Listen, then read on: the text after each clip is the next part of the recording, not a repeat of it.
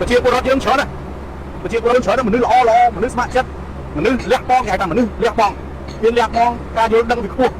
ជាថ្មីម្ដងទៀតក៏សូមអរគុណទៅដល់បងម្ចាស់ដី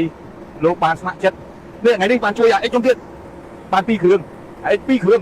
ឥឡូវបើអ្នកជួយខ្ញុំមែនទេណាលោកជួយមកជួយតាំងពីជួយតាំងស្អីមកដាក់កម្លាំងឲ្យជួយកាយខ្ញុំទៀតឲ្យបានស្អាតអញ្ចឹងអានេះហើយដែលខ្ញុំចង់បានតែប្រជាពលរដ្ឋយើងចង់បានមនុស្សល្អណាស់ធំធានមនុស្សយើងល្អណាស់ដើម្បីជួយមកអភិវឌ្ឍប្រទេសជាតិយើងឲ្យបានល្អកុំឲ្យអំពើទុកឲ្យរឿងអស់ហ្នឹងតទៀតជាថ្មីម្ដងទៀតមានមួយទៀតមកចំណុចទៀតដែលពិសេសខ្ញុំទទួលបានពីឌីសូដាហ្មងនៅតំបន់ចាក់ឈូកហើយយើងព្រៃទានេះគាត់ថាឥឡូវងាយសម្រាប់កែឡើងនៅដោយសារម៉េច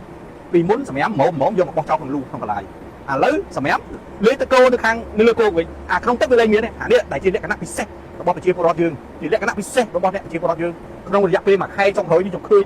ណត់គំនិតរបស់ប្រជាពលរដ្ឋមានការប្រែប្រួលណត់គំនិតរបស់ប្រជាពលរដ្ឋមានការប្រែប្រួលឡើងណាប្រែប្រួលយើងមកដល់ឃើញទាំងអស់គ្នាអត់មានសម្រាប់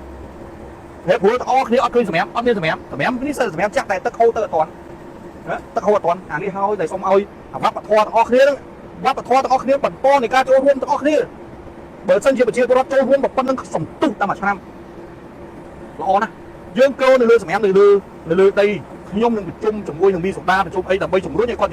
យកសម្រាប់ហ្នឹងយកទៀតហើយដើម្បីកុំឲ្យវាចូលបោះចូលទៅក្នុងបលាយអានេះហើយតែខ្ញុំចង់បានអញ្ចឹងជួបមុខឲ្យលោកអភិបាលខណ្ឌពោធិ៍សែនជ័យជួបមុខឯកឧត្តមភូមិសេងខ្ញុំសូមអរគុណទៅដល់ប្រជាពលរដ្ឋយើងដែលបានចូលរួមយ៉ាងសស្រាក់សស្រាំពីរឿងបញ្ហាលូបលាយហើយនឹងផ្លូវដែលយើងចាប់ផ្ដើមរំដោះទាំងអស់កន្លែងនេះក៏ខ្ញុំអរគុណទៅដល់ប្រជាពលរដ្ឋនៅកន្លែងចាក់ជ្រូកគេហៅចាក់ជ្រូកនោះឥឡូវកំពុងរស់តាមផ្លូវនឹងកំពុងរស់យ៉ាប់រស់អីទាំងអស់អូយអាហ្នឹងឲ្យសុបាយណាស់ធ្វើទៅវាចំបេះដូងអ្នកស្រុកអ្នកភូមិយើងធ្វើទៅវាចំបេះដូងសម្រាប់ប្រជាពលរដ្ឋយើងទាំងអស់គ្នាដែលយើងធ្វើទាំងអស់គ្នាខ្ញុំធ្វើខ្ញុំខំហ្នឹងមិនមែនធ្វើដើម្បីទៅអ្នកណាទេធ្វើហ្នឹងគឺបម្រើប្រជាពលរដ្ឋដើម្បីវាកំណែប្រជាពលរដ្ឋវាកាន់តែច្រើនកំណែយានយន្តឡានម៉ូតូច្រើនណាស់ប៉ុន្តែផ្លូវយើងអត់រីកមានតែរួចគ្នាលក់ឲ្យកាន់តែរួញតូចអញ្ចឹងយើងពេលឥឡូវប្រជាពលរដ្ឋលោកចូលរួមលោកយល់ដឹងយើងយកអាឯកទៅគៀនទៅទុកអញ្ចើមទុកអីគេដើរទៅអីទៅ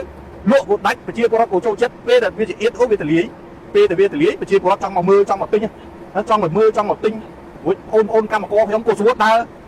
អូនកម្មករខ្ញុំក៏ស្រួលដើររកផ្លូវណាដើរដើម្បីកុំឲ្យមានបញ្ហាគ្រោះថ្នាក់ចរាចរណ៍អញ្ចឹងខ្ញុំនឹងបានពេលដែលហើយឈូសអីឲ្យខ្ញុំនឹងឈូសផ្លូវនេះខ្ញុំនឹងសុំអគ្គនាយកឈូសធ្វើឲ្យផ្លូវនោះមួយផ្លូវនោះគេហៅផ្លូវអមរោងចក្រហើយជាចម្ងាយជាង2គីឡូ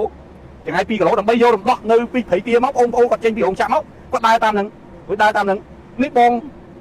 កែនេះក៏លោកមើលមេការហ្នឹងគាត់ជួយគាត់ឲ្យយោបល់ខ្ញុំមិនធ្វើទៅល្អ